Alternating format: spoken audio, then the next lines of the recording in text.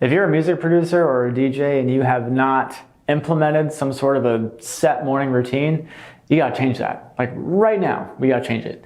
And I'm gonna show you exactly how to do that in this video. I've had some form of a morning routine for many years now, but it's sort of evolved over the years. But I wanted to share with you kind of the main components of what my morning routine has become and what that has allowed me to do. So I think everyone should have a morning routine. First off, I think it just starts people on the right foot. If you just kind of wake up and there's no alarm, there's no schedule, then your odds of being productive have pretty much just plummeted into nothing, okay? If you have a morning routine, it automatically sets you in this goal mindset of being able to achieve things that you just need to get done. And I think if we want to break down a morning routine, it should be broken down into something that helps your physical state and something that helps your mental state. And so something that helps your physical state would be any sort of exercise. And that could look very different depending on what you like to do. Maybe you like to run, maybe you like to bike, maybe you like to rock climb or play basketball. For me, I like to lift, so I do that. You might like to CrossFit, you might like to do yoga. Whatever it is that engages your body in something physical is going to 100% help you. Well, not only with building a killer morning routine, but with pretty much just anything in life. It's really hard to say that there's something that exercise doesn't help make better, okay? So having some form of exercise to incorporate in your physical well-being. Now, the other part is that I do think you need something to help your mental well-being too. I think a lot of people, for people that do have a morning routine, I think exercise is probably the most common, but I think a lot of people also neglect the mental component and working on that. It's not just something that happens through random chance, okay? It's something like a muscle that you have to constantly work towards. And so there's different ways that you can go about doing this. You can do this through meditation, okay? So by meditating and sitting in one spot and just focusing on your breath, you're able to become more focused on the present moment so that you're not worrying about all the crap that hasn't happened yet and worrying about things that you did that you shouldn't have. Like, it's just, you don't need to be focusing on that. And so if you can focus your time and energy on a present moment, it helps build a resilient mindset so that you can achieve all the goals that you have set for you and everything like that. Okay, so that you have the meditation, you can do journaling.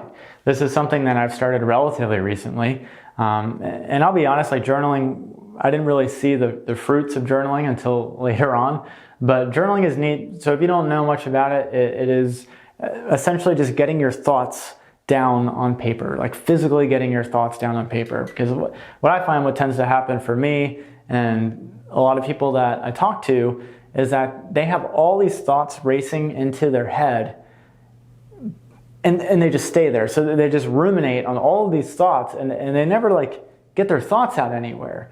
So imagine if you have a jar full of thoughts and you keep putting thoughts into the jar. So usually it's a lot of times it's bad thoughts, unfortunately. So it's, worries, it's anxieties, it's, sometimes sadness, depression, and you obviously got some positive stuff in there. You got some happiness, you did something fun over the weekend or you hung out with some cool friends and stuff like that. So you have this big jar of emotions. And so as you go through your day, you're constantly putting more stuff into the jar. But if you never let any of it out, then it just becomes overwhelming. And you just have this jar full of emotion and full of thoughts that never gets out. And so by journaling, it allows you to have a release valve to get some of those thoughts down on paper to help free your mind to think about other things.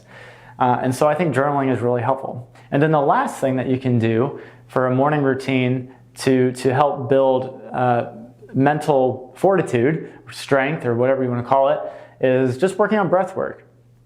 And so breathwork is really a way to, I hate to use the word hack because it's so overused, but we'll just say it. It's a way to hack your nervous system to calm yourself down. So if you are feeling stressed, anxious, worried about any sort of deadlines or goals that you have to meet, breathwork is a really good way to help tone everything down, calm yourself down, and just feel much more, just less stressed. And so breathwork is a really good way of doing that. In fact, I've dedicated an entire video to that, and I will link that like somewhere around this video or in the description below, and you can check that out. And so just to sum up, okay, so again, if you're building a morning routine, which I think everyone should, like everyone should have a morning routine, 100%. If you're gonna do that, you need a mental component, you need a physical component. And if that seems overwhelming, then just pick one. And if I had to pick one, I'd probably pick the exercise component. While it's harder to do technically, exercise, while it has immediate physical benefits, it also has a ton of mental benefits too. It decreases anxiety, depression, improves mood, all the things that you would need as a producer or a DJ. All right, so, but if you can add more and you have the ability to add more, then I would encourage you to do so. Now, if you think about this, you might be thinking, well, how the hell am I supposed to do that when I have so much time in a day, and like, how am I supposed to do that? Well, for any sort of, for any sort of habit that you start to build, chances are you got to give up something. All right, you got to give up something in order to get something else. And so for this, you might have to give up some sleep. Now, I'm not saying that you have to take away sleep, because sleep is important in and of itself, but you may have to shift when you go to bed. So if you're used to going to bed at 11 o'clock, you may have to shift that to going to bed at 9 and then waking up earlier. For me, I usually go to bed at 9 and I wake up at 4:30, and that's sort of when I do my routine. After I have breakfast, I do the gym and I do some breath work and meditation after that. And at that point, I'm pretty much ready to just crush my day at that point. All right. So chances are you'll have to make some adjustments in order to incorporate a morning routine. But I can assure you that if you do, it'll be incredibly helpful for you. It has for me. And there's a ton of people that I've talked to that have also incorporated a morning routine. And it's hard not to find someone who hasn't felt some sort of a benefit from it. Okay. So, try it out, and then let me know what you think. What do you think is doable? And just drop a comment.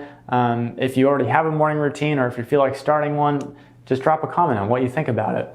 All right, and then if you're already watching this far, go ahead and give a like. And if you want to get more awesome content like this, then definitely hit that subscribe button, and I will see you in the next video.